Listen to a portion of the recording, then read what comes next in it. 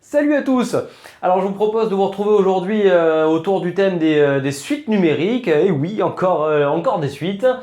Autour d'un thème qui est un peu moins calculatoire que les précédents et que les suivants qu'on pourra voir là-dessus, mais qui est plutôt un thème autour de la construction et de l'émission de conjectures sur ce thème. Donc on s'adresse aux premières, mais également aux terminales spécialité maths, mais les maths complémentaires seront aussi concernés par ça. Alors, voyons de suite ce que l'on nous demande. On nous propose deux suites définies par récurrence à partir d'une fonction f et on nous demande de construire les trois premiers termes de chacune des suites et ensuite d'émettre des conjectures quant à la monotonie et à la convergence. Je rappelle, pour ceux qui n'ont pas utilisé le terme de convergence, c'est tendre vers une limite finie. Ça, c'est converger. Donc, quand on demande d'étudier la convergence d'une suite, c'est dire si elle tend vers une limite finie ou si elle diverge. Et diverger veut dire soit tendre vers l'infini, soit ne pas avoir de limite. Donc voilà ce qui est attendu de nous.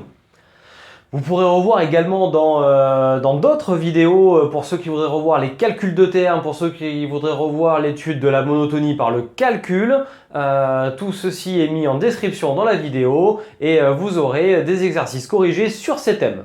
Là, un thème assez facile à comprendre que je vous invite à revoir rapidement. Vous verrez, ça ne va pas prendre beaucoup de temps à assimiler cette notion.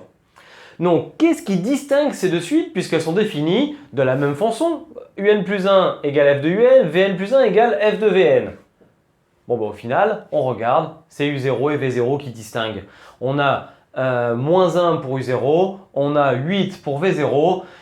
Vous allez voir qu'en fonction de où on place le premier terme, le comportement de la suite ne sera pas le même. Je ne vous spoil pas trop, mais vous allez voir que c'est là que ça change. Vous avez d'ailleurs une vidéo dont la description sera mise également en bas, où je vous parle un petit peu du comportement de ces suites et du lien entre les variations d'une fonction et les variations d'une suite et des petits pièges à éviter là-dessus. Allez, on y va de suite. Comment va-t-on tracer les termes consécutifs, les trois premiers, pour ces suites? Donc, je rappelle à tout le monde qu'il nous manque un élément là-dedans. On a la courbe, mais il nous manque quelque chose pour arriver à tracer les termes consécutifs sur l'axe des abscisses. Puisque quand on nous demande de construire les termes, c'est sur l'axe des abscisses. Il n'est pas question de venir les calculer et de venir ensuite les placer approximativement. Non, c'est pas comme ça qu'on fait. Sinon, on vous aurait dit calculer les termes et les placer ensuite sur le graphique. Donc là, on a une construction graphique, un exo purement graphique.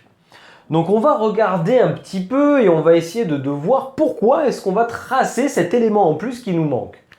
On sait que si je veux calculer U1, c'est égal à F de U0. Donc, simple lecture d'image au final. Donc on va partir de U1 de U0 que l'on va placer, qui est égal à moins 1. Donc U0 est ici. On va donc lire une image, hop, en montant à la fonction et en allant ensuite à l'axe des ordonnées. Ici, on lit U1 et on a sa valeur. Par contre, lorsqu'on va vouloir faire U2, c'est égal à F de U1. Et pour arriver à construire l'image de U1 par F, j'ai besoin de partir de l'axe des abscisses en fait. Et là, je suis sur l'axe des ordonnées. C'est là que ça bloque et c'est là qu'intervient ce qui nous manque à tracer. Donc, ce que l'on a besoin, c'est d'arriver à tracer une fonction qui va m'amener la valeur exacte que j'ai ici sur l'axe des Y à la même valeur sur l'axe des X. Donc en fait, on cherche une fonction dont l'antécédent est égal au Y. En l'occurrence, c'est pas très compliqué, on veut que Y soit égal à X, on va tracer Y égale X. Droite que l'on appelle première bissectrice du plan. Donc, traçons Y égale X.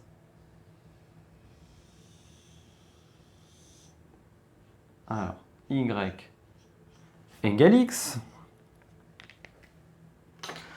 Évidemment, sur vos copies, vous faites ça avec une belle règle, hein, c'est juste que là, pour aller un petit peu plus vite, on la trace à la main et ça nous permettra de très bien comprendre.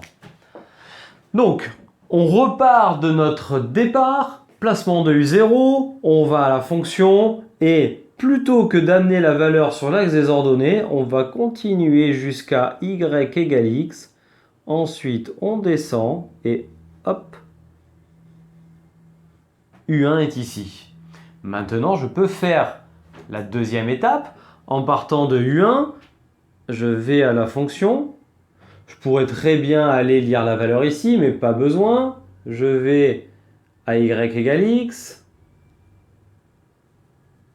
Hop. Et j'ai U2. On m'en demande 3. Allez, on va en faire un petit de plus pour remettre en pratique ce qu'on vient de faire. On part de U2, on monte à la fonction, on va à y égale x, on redescend et on a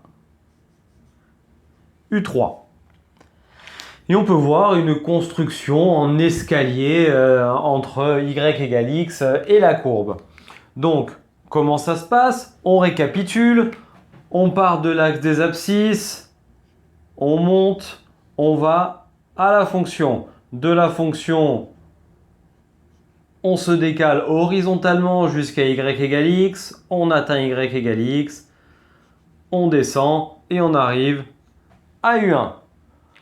Ensuite, on repart de U1, on remonte à la fonction, on arrive ici, on part sur la direction de y égale x, on redescend et on a U2.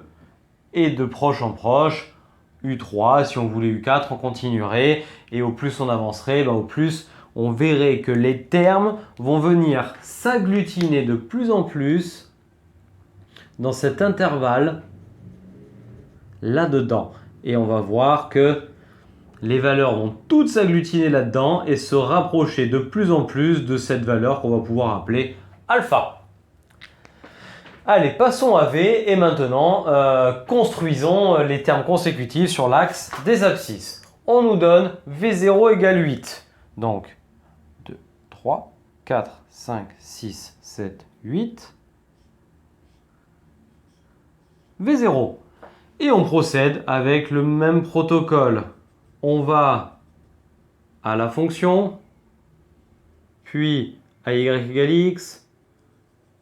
On descend, hop, V1.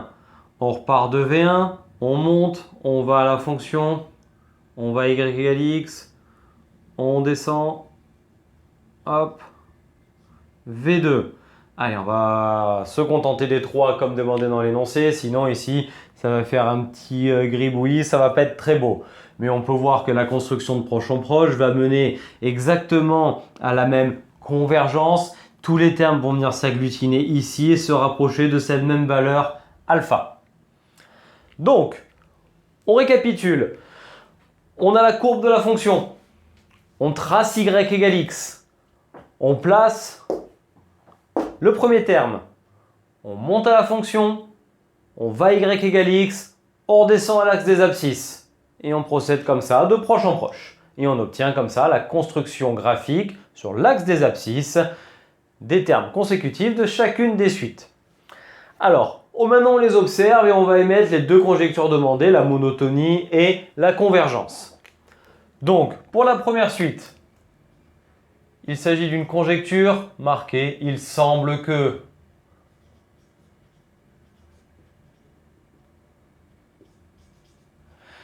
Il semble que UN elle soit croissante. On dirait que les termes montent. Non. Il semble que UN soit croissante. Et, comme on l'a remarqué tout à l'heure, il semble qu'elle converge vers alpha. Il semble que UN converge vers alpha. Alpha qui vaut à peu près combien là? C'est de la lecture graphique. 1, 2, 3. On est autour de 4 et quelques. Quoi, hein. Donc vers alpha, environ égal à 4 si on vous le demandait. Là, on va parler juste de alpha et on reviendra en fin de vidéo sur qu'est-ce que c'est que ce alpha. Vidéo d'ailleurs déjà faite là-dessus. Je vous inviterai à regarder ça sur une vidéo dont on vous mettra la description en bas. Ensuite, il semble que... Alors, comment semble VN? VN, elle, par contre, elle décroît. Les termes diminuent. On a V1 plus petit que V0 et V2 plus petit que V1. Donc, il semble que VN soit décroissante. Et comme pour UN, par contre, les valeurs semblent se rapprocher de alpha. Donc, il semble que VN converge vers alpha. Donc on a vu là une façon d'arriver à émettre des conjectures quant au comportement d'une suite, sur sa monotonie ou variation et sur sa convergence. Vous verrez un petit peu plus tard comment arriver à déterminer la valeur de ce alpha. On aura une bonne démonstration en terminale là-dessus autour du théorème du point fixe. Et sinon, en fait, il suffit juste de regarder dans les exercices de première, on peut tout à fait vous guider là-dessus. C'est tout simplement le point d'intersection, l'abscisse du point d'intersection entre y égale x et la courbe de la fonction. Donc il suffirait tout simplement de résoudre f de x égale x et on trouverait la valeur exacte de alpha. Donc un moyen de venir travailler un petit peu ces équations qui mènera du degré 2 là derrière. Donc, au travers d'un exemple graphique, on arrive à émettre des conjectures, comme on a dit, sur les variations, sur la convergence de la suite. Évidemment, cela n'est pas une preuve. Ensuite, tout ça, ça se démontre. Comment étudierons-nous ces variations? Bien là, pour le coup, on va basculer sur le programme de terminale et on aurait plutôt besoin de venir faire une démonstration par récurrence. Et c'est avec ça qu'on va arriver ensuite à démontrer ça. Donc, voilà, j'espère que vous avez compris ce qu'on vient de faire ici, le protocole de construction, simple mais important, et ensuite les conjectures, toujours des petits points à prendre faciles en devoir, donc ne vous trompez pas là-dessus. Donc j'espère que ça a été clair pour chacun d'entre vous. N'hésitez pas à faire les exos fournis à l'école, mais à en chercher davantage pour pratiquer ça et comprendre. Je pense qu'il n'y en aura pas besoin de beaucoup pour arriver à comprendre tout ça. Je vous remercie du coup à tous d'avoir suivi cette vidéo. N'hésitez surtout pas à activer la petite cloche pour avoir les vidéos à venir, à liker, à commenter et à partager auprès de vos amis, et puis de nous suivre sur les réseaux sociaux, Facebook et Instagram. Tout ça est mis en description avec les liens de toutes les vidéos connexes à ce thème-là. Eh bien écoutez, je vous souhaite à tous une excellente journée et je vous dis à très bientôt pour de nouvelles vidéos. Allez, ciao tout le monde!